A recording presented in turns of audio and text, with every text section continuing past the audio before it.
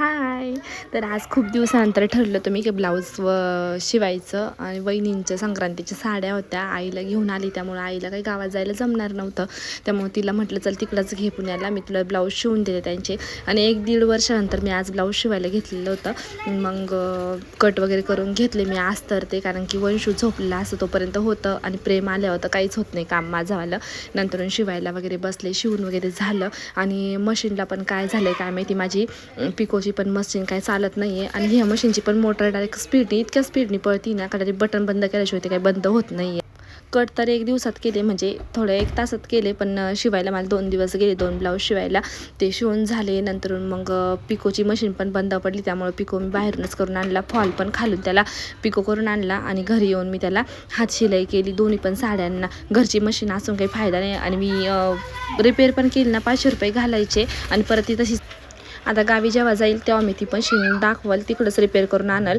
आणि ब्लाऊज शिवले, फॉल लावून झाला. नंतर आई गावात गेली, गोंडे घेऊन आणली, कारण की ती म्हणे की आता त्या साड्याने एवढं हे केलं आहे तर मग त्याला पदराला गोंडे लावून दे. ते गोंडे पण लावून झाले. मग ते झालं. नंतर मग मी ताईकडे गेले. ताईचं घर एकदम जवळ आहे, 2 मिनिट लागतं जायला बरं का घरापासून, कारण की मला दुसऱ्या दिवशी अन्नप्राशन करायचं आहे आता ना. तर मग अन्नप्राशनसाठी मला सामान आणायला जायचं होतं. त्यामुळे म्हटलं चल जाऊ, ताईला घेऊन जाऊ डायरेक्ट, कारण त्यांचं पण ब्लाऊज वगैरे शिवणं चालू होतं. मी गेले ना तर भैयाची फर्स्ट चालू होती, भैया आले होते घरी. गेले तर त्यांचं लगेच प्रेमसोबत मस्ती चालू होती बरं का, दोघांचं खूप पटतं. मी गेले तर त्यांचं चालू झालं लगेच का काय मेनू बनवायचा काय नाही उद्याचा. म्हटलं तुम्ही जे सांगताल ते बनवू आपण आता उद्या. काय करताय तुम्ही? गावात जायचं होतं.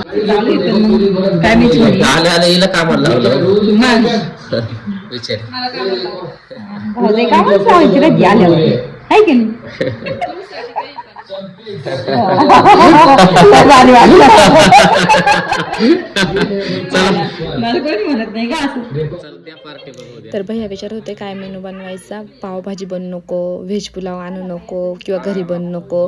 पण मग त्यांनी सांगितलं का मिसळ पाव बनवायचा. मग आमचं तेच ठरलं आणि सामान वगैरे घ्यायला गेलो आम्ही. मग सामान वगैरे घेऊन आलो आणि दुसऱ्या दिवशी मग सकाळी वायफाय बसवणारे आले होते. आधी वायफाय होतं ताईंनो, पण त्याची रेंजच पकडत नव्हती बाकीच्या 2 रूममध्ये, त्यामुळे बंद केलं. नंतर मी तिला बोलले की आता नाही वायफाय बसवायचंच. खालच्या दिदींचं वापरत होतो, पण किती दिवस वापरणार ना, म्हटलं नको वाटतंय ते तसं.